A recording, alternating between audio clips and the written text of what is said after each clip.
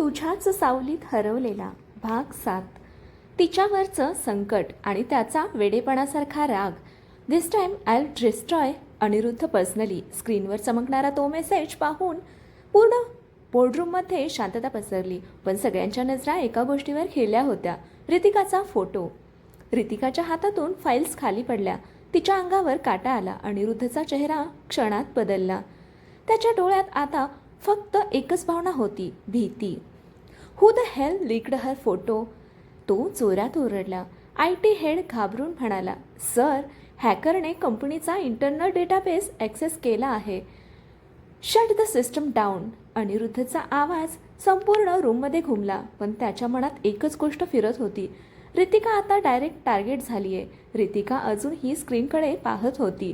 तिचा स्वतःचा फोटो, त्याखाली धमकी. त्या क्षणी तिला पहिल्यांदाच खरंच भीती वाटली. अनिरुद्ध लगेच तिच्या जवळ आला. हे लुक ॲट मी. ती हळूहळू त्याच्याकडे पाहू लागली. तू सेफ आहेस. तो तिचा हात घट्ट पकडत म्हणाला, मी आहे. पण त्यावेळी वसुंधरा अचानक म्हणाली, हीच तर प्रॉब्लेम आहे. रूम पुन्हा शांत झाला. जोपर्यंत ही मुलगी तुझ्यासोबत आहे, ती थंड आवाजात म्हणाली, तोपर्यंत तुझे एनिमीज तुला इमोशनली कंट्रोल करत राहतील. रितिकाच्या डोळ्यात वेदना चमकली. अनिरुद्ध लगेच तिच्याकडे वळला. मॉम, बस. पण वसुंधरा थांबली नाही. आज फोटो लीक झाला, उद्या तिचा जीवही जाऊ शकतो. त्या शब्दांनी अनिरुद्धच्या मनात भीती अजून वाढली. कारण आता कुठेतरी त्यालाही जाणवत होतं, विक्रम आता कुठल्याही मर्यादेपर्यंत जाऊ शकतो. मीटिंग अचानक संपवण्यात आली. सिक्युरिटी वाढवण्यात आली. मीडिया बाहेर अजूनही गोंधळ घालत होती. अनिरुद्ध आणि रितिका पार्किंगमध्ये आले. दोघेही काही क्षण शांत. मग अचानक अनिरुद्धने तिचा हात पकडला. तू काही दिवस माझ्या पेंटहाऊसमध्ये शिफ्ट हो. रितिका दचकली. व्हॉट? आर्ग्युमेंट नाही. त्याचा आवाज प्रोटेक्टिव्ह झाला. तू आता एकटी सेफ नाहीयेस. रितिका काही सेकंड शांत राहिली. मग हळू आवाजात म्हणाली, पण तुमच्यामुळेच तुम्हाला डेंजर वाढतोय. अनिरुद्धचा संयम तुटला. Stop saying that. ती दचकली, कारण पहिल्यांदाच तो तिच्यावर एवढा जोरात ओरडला होता. अनिरुद्धने लगेच डोळे बंद केले. तो स्वतःला शांत करण्याचा प्रयत्न करू लागला. सॉरी, तो हळू आवाजात म्हणाला. पण मला भीती वाटते रितिका. त्या शब्दांनी रितिकाचं हृदय तुटलं. अनिरुद्ध तिच्या जवळ आला. बॉम्ब ब्लास्टमध्ये गोळी लागल्यावर त्याचा आवाज थरथरला. एका सेकंदासाठी मला वाटलं होतं मी तुला गमावलं. रितिकाच्या डोळ्यात पाणी आलं. तो तिचा चेहरा हातात घेत म्हणाला, मी पुन्हा ती भीती सहन करू शकत नाही. त्या क्षणी रितिका पूर्णपणे शांत झाली, कारण त्याच्या डोळ्यातलं प्रेम खूप खरं होतं. ती हलकसं हसली. ओके. अनिरुद्ध थोडासा रिलॅक्स झाला. गुड. पण पुढच्याच क्षणी रितिका मिस्चिवियस हसत म्हणाली, पण पेंटहाऊसमध्ये तुमचे रूल्स मी फॉलो करणार नाही. अनिरुद्ध पहिल्यांदाच त्या दिवसात हसला. Excuse me, late night coffee पिणार, तुम्हाला डिस्टर्ब करणार आणि तुमच्या एक्सपेन्सिव्ह कोचवर झोपणार. अनिरुद्ध तिच्याकडे बघतच राहिला. मग हलकसं हसत तिच्या जवळ झुकला.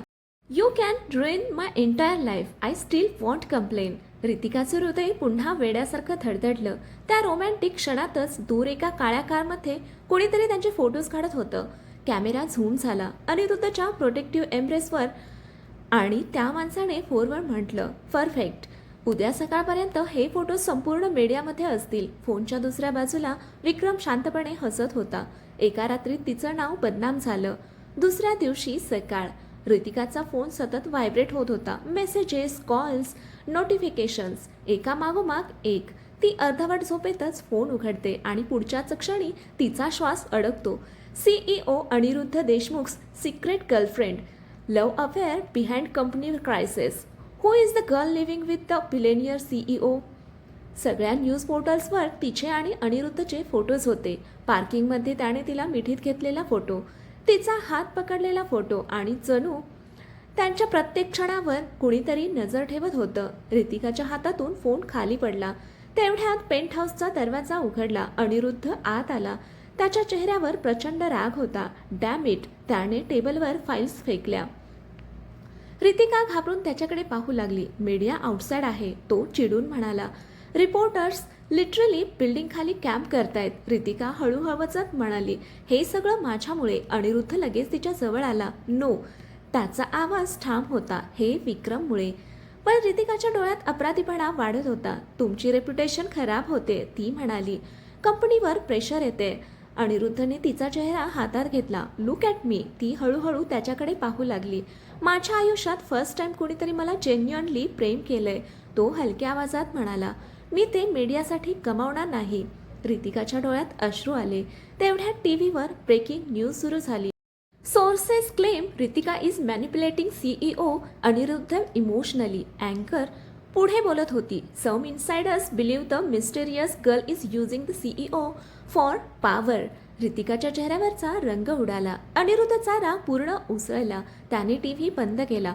बास्टर्ड्स. पण त्या बातम्यांनी रितिकाचं मन हादरलं होतं. ती काही क्षण शांत राहिली. मग अचानक म्हणाली, कदाचित मी काही दिवस दूर गेलेलं बरं. अनिरुद्धचा चेहरा क्षणात कठोर झाला.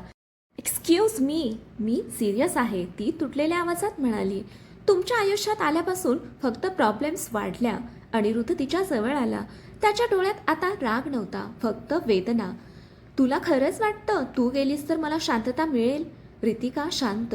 तो पुढे म्हणाला, तू गेलीस ना तर हे पेंट हाऊस फक्त पुन्हा रिकामी जागा बनेल. त्या शब्दांनी रितिकाचं हृदय पुन्हा तुटलं. अनिरुद्ध हलक्या आवाजात म्हणाला, तू प्रॉब्लेम नाही आहेस रितिका, तू माझ्या चाओसमधली पीस आहेस. रितिकाच्या डोळ्यातून अश्रू वाहू लागले. ती त्याच्या मिठीत शिरली. मला फक्त तुमचं नुकसान व्हायला नकोय. अनिरुद्धने तिला घट्ट पकडलं. Then stay. काही क्षण दोघं तसंच उभे राहिले. पण त्या शांत क्षणात अनिरुद्धचा फोन वाजला. कॉलर आय डी पाहताच त्याचा चेहरा बदलला. डॅड. रितिका दचकली. अनिरुद्धने कॉल उचलला. दुसऱ्या बाजूला हेवी आवाज आला, ताबडतोब घरी ये. वाय? काही सेकंद शांतता.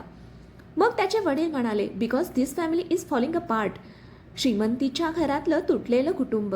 देशमुख मॅन्शन. शहरातील सर्वात प्रतिष्ठित आणि आलिशान घरांपैकी एक. मोठं gate, luxury cars, perfect interiors. पण त्या भव्य भिंतीच्या आत नात्यांमध्ये उरली होती फक्त थंड शांतता. अनिरुद्ध कारमधून उतरला. रितिका त्याच्या सोबत होती. तिच्या चेहऱ्यावर नर्वसनेस स्पष्ट दिसत होती. रिलॅक्स. अनिरुद्ध हलक्या आवाजात म्हणाला, मी आहे. रितिका हलकसं हसली, पण तिच्या मनात भीती होती. त्याच्या फॅमिलीला मी कधी एक्सेप्ट होईन का? दोघं आत गेले. हॉलमध्ये आधी सगळे बसले होते. वसुंधरा, नंदिनी आणि पहिल्यांदाच अनिरुद्धचे वडील राजेंद्र देशमुख. त्यांची पर्सनॅलिटी खूप शांत होती, पण डोळ्यात ऑथॉरिटी स्पष्ट दिसत होती. अनिरुद्धने त्यांच्याकडे पाहिलं. डॅड. राजेंद्रने फक्त मान हलवली. मग त्यांची नजर रितिकावर गेली. काही सेकंद शांतता. रितिका नम्रपणे म्हणाली, नमस्ते सर. राजेंद्र शांतपणे म्हणाले, बस. सगळे डायनिंग एरियामध्ये बसले. पण वातावरण इतकं ऑकवर्ड झालं होतं की कुणी काही बोलत नव्हतं. तेवढ्यात टीव्हीवर पुन्हा न्यूज फ्लॅश सुरू झाली. Deshmukh family remains silent on CEO controversial relationship. वसुंधराने लगेच टीव्ही बंद केला. इनफ ऑफ दिस एम्बॅरसमेंट, ती चिडून म्हणाली. अनिरुद्धचा संयम पुन्हा तुटायला लागला. मॉम. नो अनिरुद्ध, ती पहिल्यांदाच आवाज चढवून म्हणाली.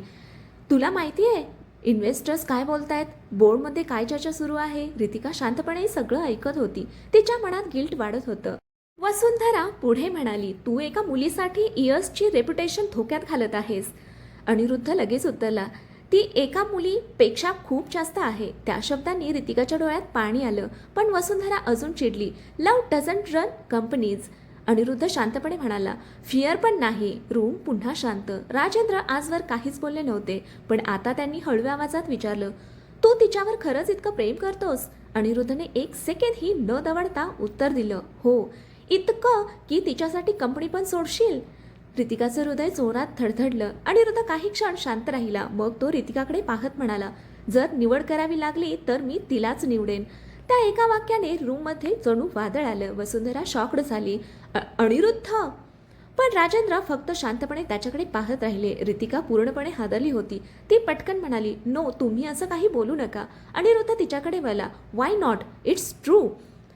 रितिकाच्या डोळ्यात अश्रू आले. तुम्ही इयर्स मेहनत करून हे सगळं उभं केलंय आणि तू मला जगायला शिकवलंस. त्या उत्तराने रितिका पुन्हा शांत झाली. तेवढ्यात हाऊस स्टाफ घाबरून आत आला. सर.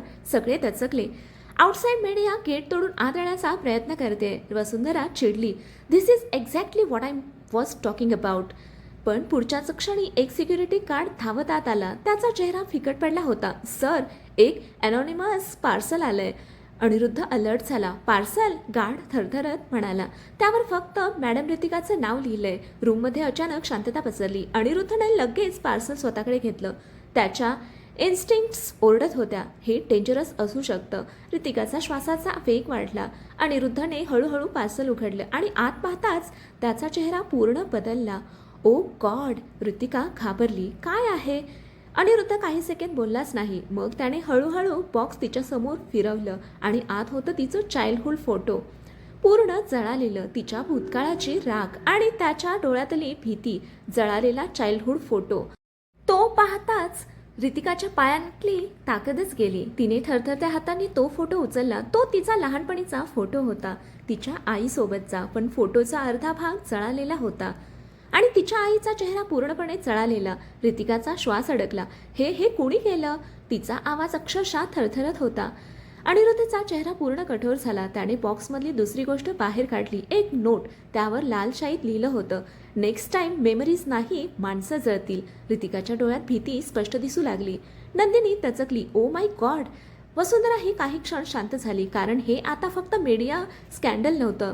कुणीतरी थेट ऋतिकाच्या मानसिकतेवर अटॅक करत होतं. अनिरुद्धचा राग अक्षरशः उफाळला. त्याने नोट मुठीत चुरगळली. विक्रम! ऋतिका मात्र पूर्णपणे हरवली होती. तिची नजर त्या फोटोवरच अडकली होती. अनिरुद्धने लगेच तिच्या जवळ बसत तिचा हात पकडला. हे लुक ॲट मी. पण तिच्या डोळ्यात आता पॅनिक होता. त्याला हा फोटो कसा मिळाला? ती कुजबुजली. हा तर माझ्याकडे एकटीकडेच होता. अनिरुद्ध शांत झाला, कारण त्यालाही तेच समजत नव्हतं. विक्रमला तिच्या पास्टबद्दल इतकं कसं माहिती? राजेंद्र पहिल्यांदा सिरियस आवाजात म्हणाले, हे साधं स्टॉकिंग नाही. सगळे त्यांच्याकडे पाहू लागले. ते पुढे म्हणाले, कुणीतरी ऋतिकाबद्दल डीप इन्फॉर्मेशन कलेक्ट करतंय. ऋतिकाच्या अंगावर काटा आला. तेवढ्यात तिच्या डोक्यात अचानक काही आठवलं. वेट! ती हळू आवाजात म्हणाली. सगळे तिच्याकडे पाहू लागले. 2 महिन्यांपूर्वी ती आठवण्याचा प्रयत्न करत म्हणाली, माझ्या जुन्या घरात कुणीतरी शिरलं होतं. अनिरुद्ध अलर्ट झाला. व्हॉट? तेव्हा मला वाटलं सिंपल चोरी असेल, ती पुढे म्हणाली. पण काहीही चोरी केलं नव्हतं. रूममध्ये शांतता पसरली. अनिरुद्धच्या मनात पीसेस जोडले जाऊ लागले. विक्रम खूप आधीपासून ऋतिकावर नजर ठेवत होता. ऋतिकाच्या डोळ्यात आता भीतीसोबत गिल्ट पण होतं. माझ्यामुळे तुमचं फॅमिली पण डेंजरमध्ये आलं. अनिरुद्ध लगेच म्हणाला, स्टॉप ब्लेमिंग युअरसेल्फ. पण ती अचानक इमोशनल झाली. कसं स्टॉप करू? पहिल्यांदाच ती त्याच्यासमोर जोरात बोलली, तुमच्यावर अटॅक झाले, कंपनी क्रायसिसमध्ये आली, तुमच्या फॅमिलीमध्ये फाईट सुरू झाल्या. तिच्या डोळ्यातून अश्रू वाहू लागले. आणि आता कुणीतरी माझ्या आईच्या आठवणी पण जातोय. त्या क्षणी अनिरुद्धचं हृदय तुटलं. तो तिच्याजवळ गेला. हळूच तिच्या डोळ्यातले अश्रू पुसले. तुला माहिती आहे मला सगळ्यात जास्त काय हर्ट करतं? ऋतिका शांतपणे त्याच्याकडे पाहत राहिली. तो खूप हळू आवाजात म्हणाला, तू स्वतःला दोष देतेस ते. त्या शब्दांनी ऋतिका पुन्हा रडू लागली. अनिरुद्धने तिला घट्ट मिठीत घेतलं. इनफ. तो तिच्या केसांवरून हात फिरवत म्हणाला, आता कुणीही तुला हर्ट करणार नाही.